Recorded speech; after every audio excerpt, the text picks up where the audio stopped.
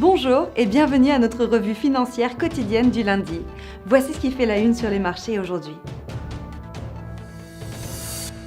La Réserve fédérale pourrait commencer à réduire son bilan de 4 500 milliards de dollars dès cette année, plutôt que ce qu'attendent la plupart des économistes.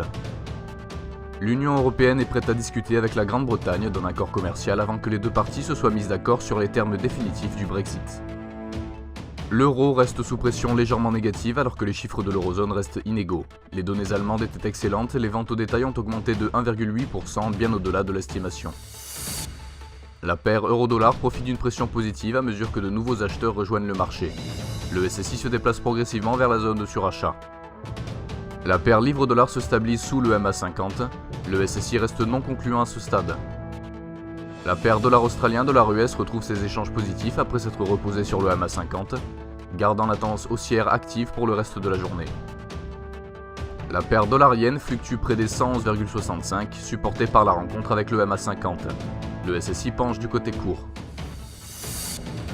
L'indice PMI manufacturier de l'ISM pour les États-Unis sera publié à 14h GMT, l'indice PMI manufacturier pour l'eurozone à 8h GMT, l'indice PMI manufacturier du Nikkei pour le Japon à 1h30 GMT, l'indice PMI manufacturier de Markit pour l'Allemagne à 7h55 GMT, l'indice PMI manufacturier de la RBC pour le Canada à 13h30 GMT et les prix payés de l'ISM aux États-Unis à 14h GMT.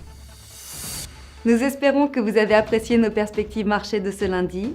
Nous vous souhaitons au nom de toute l'équipe une journée productive sur les marchés. N'oubliez pas de vous connecter demain matin pour retrouver les dernières nouvelles et événements des marchés financiers.